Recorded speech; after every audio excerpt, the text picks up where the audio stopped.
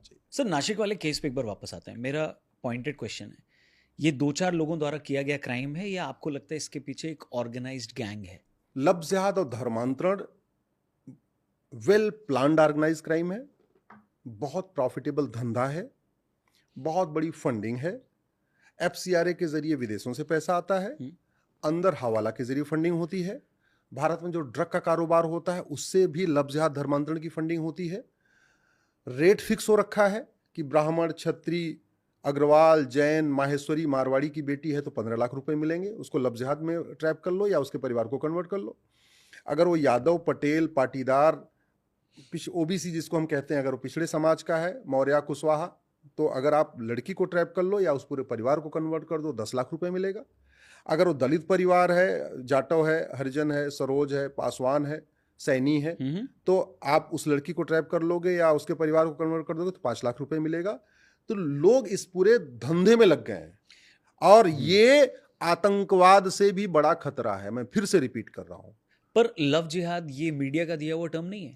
लफ्ज़ जिहाद मीडिया का टर्म नहीं है, लफ्ज़ जिहाद एक रियलिटी है और लफ्ज़ जिहाद पहली बार केरल हाईकोर्ट का दिया हुआ टर्म है। ओके। केरल हाईकोर्ट के जजमेंट में पहली बार ये कोट किया गया लफ्ज़ जिहाद टर्म, और ये एक फैक्ट है।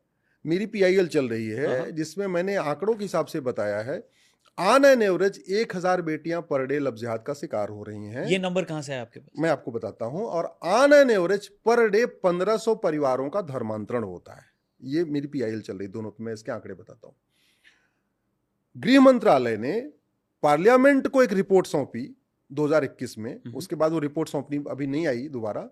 उस रिपोर्ट में कहा गया कि 3 लाख में 2019 से लेकर 2021 तक 13.5 लाख भारत में बहन बेटियां गायब हुई हैं। 3 साल में 13.5 लाख, इसका मतलब कि ऑन एन एवरेज हर साल लगभग 4.5 लाख बहन बेटियां गायब हो रही हैं। अब वो आंकड़ा बढ़ के लगभग 5 लाख हो चुका है।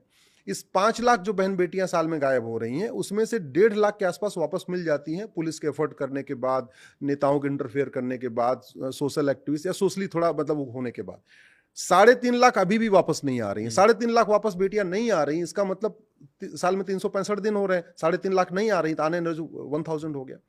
ऐसे ही 1500 परिवारों का पर डे कन्वर्जन हो रहा है। क्रिश्चियन का अपना जोशुआ प्रोजेक्ट चल रहा है, इनका अपना गजवा हिंद का प्रोजेक्ट चल रहा है, और ये भी चूंकि फंडेड हो रहा है, बड़े पैसे से आ रहा है। आपको नासिक की घटना आपने देख लिया, अमरावती की घटना आपने देख लिया, यूपी के छांगुर जलालुद्दीन की घटना देख लिया आपने, बरेली की घटना भी, ये मैं रिसेंट घटनाएं बता रहा हूं पिछले 3-4 महीने की। बरेली में बहुत बड़ा गैंग पकड़ा गया, आगरा में बहुत बड़ा गैंग पकड़ा गया है, अभी नागपुर में गैंग पकड़ा गया है, अभी भोपाल में गैंग पकड़ा गया है। जितने भी गैंग पकड़े गए, इसमें सब कोई 1000 को कन्वर्ट कर चुका है, कोई 1500 को कन्वर्ट कर चुका है, कोई 2000 को कन्वर्ट कर चुका है। जितने भी गैंग मिल रहे हैं, किसी ने 55 बेटियों को लफ्ज़ जिहाद में ट्रैप कर लिया, किसी ने 180 को कर लिया, किसी ने 150 कर लिया, किसी ने 200 कर लिया।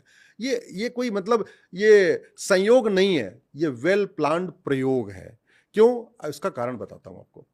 पहलगाम में आतंकवादियों ने आके 26 हिंदुओं को मारा, जिसको हम ऑपरेशन सिंदूर उसके बाद किया गया। अब उसका इफेक्ट आप देखिए, प्रैक्टिकली उसका इफेक्ट क्या है कि 26 हिंदू कम हो गए, लेकिन वो 26 बेटियां बची रहीं, राइट। अब अगर वो दोबारा शादी करती हैं तो भी उनका परिवार चलता रहेगा, वो हिंदू बने रहेंगे, और नहीं भी करती हैं तो उनके जो अपने बच्चे होंगे वो लेके रहेंगे तो भी वो हिंदू बने रहेंगे। तो पहलगाम में आतंकी घटना से क्या हुआ? 26 हिंदू कम हुए, 26 परिवार कम नहीं हुए, 26 हिंदू कम हो गए। लेकिन अगर यही लफ्ज़ जिहाद के जरिए या धर्मांतरण के जरिए 26 परिवारों को कन्वर्ट कर दिया जाए, तो उन परिवारों का परिवार, उनका परिवार, उनका परिवार, उनका परिवार, तो लफ्ज़ जिहाद धर्मांतरण कारण केवल हिंदू कम नहीं होता, हिंदुओं से नफरत करने वालों की संख्या बढ़ती है। क्योंकि जैसे वो कन्वर्ट हो गया, जैसे वो एक्स हिंदू हो गया, मतलब मैं इसके लिए टर्म यूज करता हूं एक्स हिंदू या कन्वर्टेड हिंदू, वैसे ही वो राम से नफरत करेगा, कृष्ण से नफरत करेगा, शंकर जी से नफरत करेगा, आपके होली, दिवाली, दशहरा से नफरत करेगा, आपके वो सारे त्योहारों से नफरत करेगा, सारे विचारों से नफरत करेगा, नारी तू नारायणी के कॉन्सेप्ट से नफरत करेगा, वंदे मातरम से नफरत करेगा, भारत माता की जय बोलने से उसको दिक्कत आएगी, वसुधैव कुटुंबकम बेकार है। तो आपके पूरे एक तरीके से वो रहेगा भारत में, लेकिन उसकी सोच विदेशी होगी, उसकी वेशभूषा भी विदेशी होगी, उसका त्योहार विदेशी होगा, उसका विचार विदेशी होगा, सब कुछ विदेशी होगा, रहेगा केवल भारत में, खाएगा यहाँ, रहेगा यहाँ, सोएगा यहाँ, धंधा व्यापार यहाँ करेगा, पैसा यहाँ कमाएगा, लेकिन वो भारत से एकदम कटा बटा होगा और भारत से वो हर तरीके से नफरत करेगा। सांस्कृतिक रूप से नफरत करेगा, त्योहारों के रूप से नफरत करेगा, देवी देवताओं से नफरत करेगा। और इसका एग्जाम्पल देख लीजिए, लफ्ज जिहाद में जो यहाँ नासिक में जो कन्वर्ट करने जो धर्मांतरण करा रहे हैं कौन है? सारे के सारे एक्स हिंदू हैं। अमरावती में जो धर्मांतरण कराने वाले सारे के सारे एक्स हिंदू। कमलेश तिवारी से कन्हैया लाल तक जितनी हत्याएं हुई हैं, ब्रूटल मर्डर हुआ है, किसने किया? सारे एक्स हिंदुओं ने किया। बुरहान वानी एक्स हिंदू, अफजल गुरु एक्स हिंदू, ये Memon Yakub Menon ex Hindu, Mumbai bomb blast ex Hindu, Ajmer में जो सेक्स स्कैंडल हुआ था किसने किया? एक्स हिंदुओं ने। तो पूरे भारत में भारत के लिए जो सबसे बड़ा खतरा है कौन कर रहा है? एक्स हिंदू कर रहे हैं, क्रिएट कर रहे हैं। पत्थरबाजी आप देख लीजिए, सारे अलगाववादी कौन है? सारे आतंकवादी कौन है? आप गूगल करिए डेजिनेटेड टेररिस्ट ग्रुप, आपको 60 आतंकवादी संगठनों का नाम मिलेगा। और ये भारत का दिया हुआ वो नाम नहीं है और ना भारत का वो है, ये यूएन की डेजिनेटेड टेररिस्ट ग्रुप है, उसमें 60 आतंकवादी संगठन है। उसको आप देखिए, नाम से पता चल जाएगा कौन है ये। तो ये खतरा हमारे लिए, इसलिए मैं कहता हूं लफ्ज जिहाद हमारी राष्ट्र की सुरक्षा के लिए सबसे बड़ा खतरा है। आप उसको सीधा नेशनल सिक्योरिटी से जोड़ते? यस, हमारी पीआईएल में, और हमने इसको लिखा हुआ है हमने नासिक के बाद एक अलग से एप्लीकेशन फाइल किया, उसमें लिखा हुआ है कि आप लफ्ज जिहाद को राष्ट्र की सुरक्षा के लिए खतरा घोषित कर दीजिए, जिससे कि पुलिस नेशनल सिक्योरिटी एक्ट को लगाना शुरू कर दे, जिससे 1 साल तक जमानत ना हो। तो मेरा वही क्वेश्चन है कि अगर ये एस्टैब्लिश हो जाए कि लव जिहाद है या कन्वर्जन की कोशिश की गई है, तो लॉ में सजा कितनी होती है और क्या है? देखिए, लफ्ज जिहाद और कन्वर्जन के केस में, खासतौर पे कन्वर्जन के केस में कोई सेंट्रल लॉ नहीं है, स्टेट के अपने अपने लॉ हैं और सबके अपनी अलग अलग सजा है। किस स्टेट में सबसे ठीक तरीके से फॉलो किया जा रहा है? सबसे बेहतरीन कानून जो भी मुझे समझ में आया है वो आया है छत्तीसगढ़ वाला। ओके, वो अच्छा कानून है। नंबर 2 पे जो कानून आया है वो जो राजस्थान में आया है, ओके, अभी 2025 में।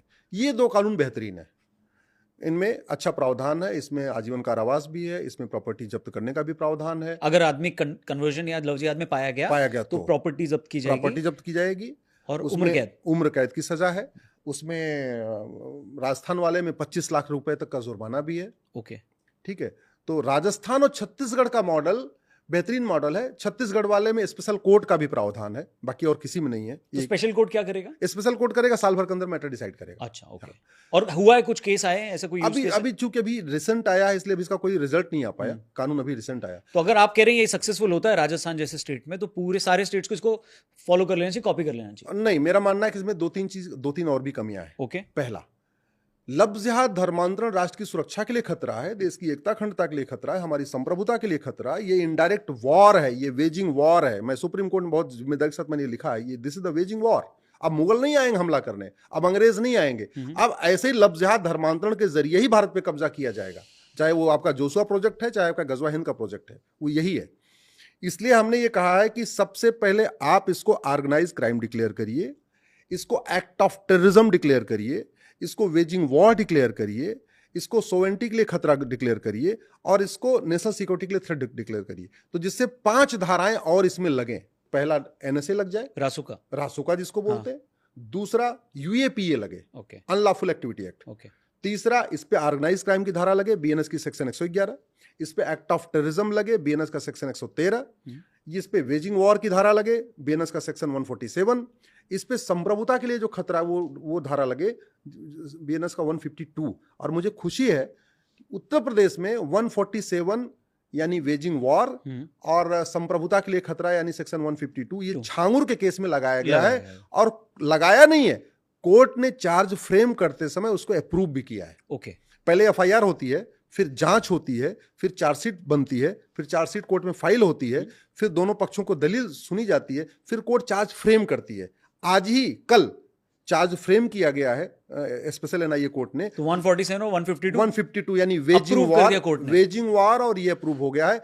अब 2-3 मेरी लड़ाई और रह गई, इसको ऑर्गेनाइज क्राइम भी डिक्लेयर हो जाइए और ये एक्ट ऑफ टेररिज्म डिक्लेयर 111-113 तो अपना काम बन जाएगा। आधी वकालत सीख ली सर मैंने आपके साथ। अरे आप भाई इतने एक्सपर्ट हो, आप तो जिसके साथ बैठते हो, आप मैंने देखा स्पिरिचुअल लीडर के साथ बैठते हो एकदम पूरे फुले स्पिरिचुअल हो जाते हो। अब आपके पीछे किताबें शानदार शानदार लगी हुई, एकदम स्पिरिचुअल किताबें। भगवान की गुरुओं की कृपा है सर। बाकी तो आप ये कह रहे हैं ये अगर हुआ, 2 चीज उसमें और इसमें सिटीजनशिप खत्म करने का प्रावधान अभी नहीं है। मेरा मानना है ऐसे लोग जो देश के साथ गद्दारी कर रहे हैं, मक्कारी कर रहे हैं, विदेशों से पैसा लेके भारत में गजवा हिंद करने की कोशिश कर रहे हैं, इनको भारतीय कहलाने का हक नहीं है। इनकी सिटीजनशिप खत्म होनी चाहिए। तो सिटीजनशिप दूसरा, खत्म होने का मतलब क्या इनका है? सिटीजनशिप खत्म का मतलब, सिटीजनशिप खत्म हो जाएगा, ना उसके पास ड्राइविंग लाइसेंस होगा, ना उसके पास वोटर आईडी होगी, ना उसके पास राशन कार्ड होगा, ना उसके पास बर्थ, सब कुछ कैंसिल हो पर जाएगा। रहेगा यहीं पे। वो भारत में रहेगा, तो सर और रकस क्रिएट करेगा वो घुसपैठिया बन के रहेगा। नहीं नहीं, रकस नहीं क्रिएट करेगा। फिर कहीं जाएगा तो उसको फिर लठ लोग मारेंगे, फिर उसके पास फंडामेंटल राइट ही नहीं रहेगा ना, चिल्लाएगा नहीं कि हमको मार दिया मार दिया। फिर तो फिर उसको समाज अपने आप ठीक कर लेगा। अभी तो चूंकि वो भारत का नागरिक बना हुआ है, तो कुछ भी उसके साथ होता है तो हाईकोर्ट सुप्रीम कोर्ट भागता रहे, मेरा फंडामेंटल राइट हमारा कहना है मानवाधिकार मानव का होना चाहिए, दानव का नहीं। जो लफ्ज जिहाद और धर्मांतरण कर रहे हैं ये दानव है, इनको कठोर दंड मिलना चाहिए। 100% प्रॉपर्टी जब्त हो, इनकी सिटीजनशिप खत्म हो और साल भर के अंदर इनको सजा हो। और चूंकि लफ्ज जिहाद धर्मांतरण किसी एक राज्य की समस्या नहीं है, ये राष्ट्रीय समस्या है। आर्टिकल 14 कहता है equality before law, equal protection of law, यानी कानून की छतरी सबके लिए एक समान होगी और समान अपराध में सबको समान दंड मिलेगा। अभी लफ्ज जिहाद धर्मांतरण में अलग अलग दंड है, यूपी में अलग दंड है, छत्तीसगढ़ में अलग दंड है, राजस्थान में अलग प्रोविजन है ना। समान अपराध समान सजा, जो क्राइम है तो सजा भी सजा होनी चाहिए। इसलिए मैं कहता हूं इसको पार्लियामेंट में तत्काल ले आना चाहिए और नया कानून न भी बनाए तो बीएनएस जो बना है ना, उसमें एक चैप्टर जोड़ दें, ऑफेंस रिलेटिंग टू लफ्ज जिहाद एंड कन्वर्जन, इतना जोड़ दें और उसी में काम हो जाएगा। और ये लॉ कमीशन करेगा या लॉ कमीशन रिकमेंडेशन संसद को देगा? नहीं नहीं, इसमें लॉ मिनिस्ट्री सीधे बिल ले आए, लॉ कमीशन की कोई टेंशन नहीं है। तो आपको लगता है इसका अपोज करेंगे लोग? इसको अपोज करने वाले तो हर चीज का अपोज करेंगे। वो तो अगर आप इंडिया को भारत कह दो तो भी अपोज करेंगे। क्योंकि जिस केरल हाईकोर्ट की आपने बात करी है उसमें ये दलील जो ये जो डिसीजन आया या ये जो टर्म आया, ये क्रिश्चियन कम्युनिटी ने बोला था कि हमारी लड़कियां कन्वर्ट हो रही हैं। नहीं, केरल में हो ही रही है। तो ये लव जिहाद तो उनका आया, मतलब कहने का मतलब है इसमें हिंदूज का टेक्निकली इन्वॉल्वमेंट नहीं है। इसमें क्रिश्चियन कम्युनिटी ने कहा कि क्रिश्चियन लड़कियों को इस्लाम में कन्वर्ट किया जा रहा है। तो फिर तो ये कॉमन प्रॉब्लम है। ये कॉमन प्रॉब्लम है और ये यूनिवर्सल प्रॉब्लम है। ठीक है। हमारे यहाँ इसको लव जिहाद कहते हैं, ब्रिटेन और यूएस में ग्रूमिंग गैंग कहते हैं। वहां क्या लॉ है? वहां पे लाइफ है, प्रॉपर्टी, ये सब कुछ है वहां। सब कुछ है बनाया उन्होंने। इनफैक्ट फ्रांस ने भी कानून बनाया जो बड़ा लिबरल बनता था। Liberty of thought, liberty of belief, liberty of faith, liberty of worship वाला कॉन्सेप्ट उन्होंने दिया था। और